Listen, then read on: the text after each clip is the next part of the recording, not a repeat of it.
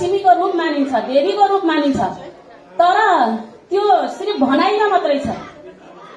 हाम्रो उस टाइम कालान्तरमा के थियो? सती प्रथा थियो। श्रीमान मरेर गएपछि, श्रीमानको मृत्यु भएपछि जस्तो सुकै श्रीमतीले सती चितामा, श्रीमानको चितामा गएर जल्नै पर्ने, यस्तो प्रथा, यस्तो विकट थियो।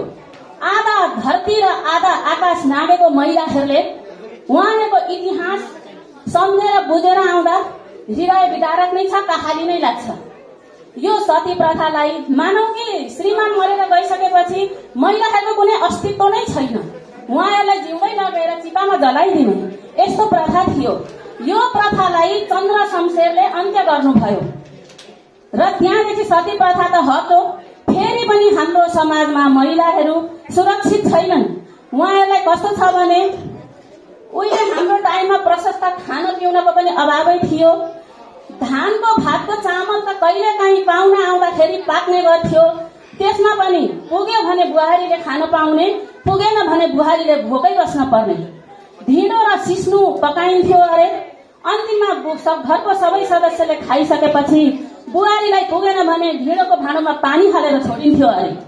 त्यही पानी खाएर दिनभरि पटुकाले पेट कस्दै रात बिताउनु पर्ने हो, दिन बिताउनु पर्ने हो। यस्तो इतिहास हाम्रो आमाहरूले, हाम्रो हजुरआमाहरूले, हाम्रो दिदी बहिनीहरूले यो इतिहास पार गर्दै आउनु भएको छ। छाउपडी प्रथा, छाउपडी प्रथा हाम्रो नेपालको पश्चिमी विकट जिल्लामा अहिले पनि छ। हामीले नेपाल कस्तो हो भनेर हेर्न जाने हो भने हामीहरूले सुदूरपश्चिमका केही विकट जिल्लाहरूमा जानुपर्छ। छाउपडी प्रथा नेताहरूले भाषण, बोली र ब्यानरमा अन्त गर्यौं भने पनि आज त्यो रियालिटीमा जस्ताको त्यस्तै छ। कुनै मैले भागवत पुराणमा पढेकी थिएँ, महिलाहरूलाई यो छाउपडी हुँदाखेरि गोठमा बस्नुपर्छ, घरभित्र बस्नु हुँदैन, कुनै भाँडाकुँडा छुनु हुँदैन, सरसामान छुनु हुँदैन, यो कुनै शास्त्रमा लेखेको छैन अरे। मैले भागवत पुराणमा सुनेको कुरा हो। यो त त्यति बेला महिलाहरूको शरीरबाट अनावश्यक रगत गएपछि महिलाहरू कोमल हुन्छन्, उनीहरू शारीरिक बिरामी भएका हुन्छन्, उनीहरूलाई बेड रेस्टको आवश्यकता पर्छ भनेर 4 दिन उहाँहरूलाई छुट्याइदिएको। तर हाम्रो यो कन्जर्भेटिभ रूढिवादी संस्कारमा जकडिएको समाजले महिलाहरूलाई अर्कैतिर मोडिदियो। घरभित्र काम गर्नु हुँदैन त कुटो कोदालो गर्न जाने, घाँस दाउरा गर्न जाने, अझै भारी काम लगाइदियो महिलाहरूलाई। यसको पनि अझै हाम्रो धेरैतिर त यो समाधान भइसकेको छ, तर त्यो विकट इलाकामा अहिले पनि त्यस्तै छ। अर्को दाइजोको कारण पनि हाम्रो तराईको मधेसी समुदायमा दाइजोको कारणले आज पनि धेरै महिला दिदी बहिनीहरूले आफ्नो ज्यान गुमाउनु परेको छ। यसको पनि राज्यमा यसको पनि कानून बनोस्, सुनवाई होस्, महिला दिदी बहिनीहरूले दाइजोको कारण आफ्नो ज्यान त्यतिकै गुमाउन नपरोस्।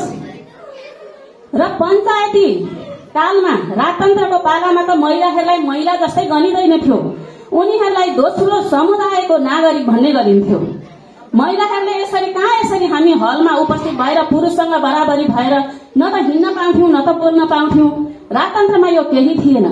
जब 2046 सालको जनआन्दोलन प्रजातन्त्रपछि महिलाहरूले थोरै राहतको सास फेर्न पाइयो। महिलाहरूले त्यहाँदेखि पछाडि हिँड्न, लेख्न, बोल्न, सभाहरू, यस्ता सामान्य गोष्ठीहरू गर्न सुरु गरे। 2062-63 को आन्दोलन पछाडि महिलाहरूका केही हकहरू सुरक्षित भएर आए। 33% हक संविधानमा सुनिश्चित भएर आयो। राज्यको हरेक क्षेत्रमा 33% हक अधिकार महिलाहरूले पाए।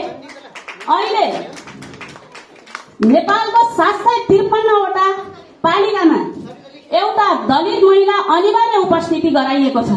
त्यसले गर्दाखेरि दलित समुदायहरू पनि उठेर माथि आएको छ र पालिकाको प्रमुख या उपप्रमुखमा एउटी महिला अनिवार्य छ। यो संविधानमा लेखेर आएको छ। त्यसले गर्दा हामी महिलाहरू पनि निकै माथि उठ्न पाएका छौं। यस्तै कुराहरूका साथमा यो अहिले हाम्रो छोरी चेलीहरूमाथि हत्या, हिंसा, बलात्कार जस्ता जघन्य अपराधहरू भइरहेका छन्। यी अपराधहरूको कुनै कानून छैन। कानून भए पनि कानूनको अभाव छ। म राज्यलाई आज 8 मार्च यस हलबाट के सन्देश पुगोस् भने बलात्कारीहरूलाई यस्तो चाहिँ कानून बनोस् क्या, उसले फेरि दुबारा त्यो बलात्कारीलाई सजाय दिएको देखेर अरू कुनैले पनि महिला दिदीबहिनीहरूलाई आफ्नो टाउको सिधा गरेर हेर्न नसकुन्। राज्यले यस्तो कानून बनाओस्।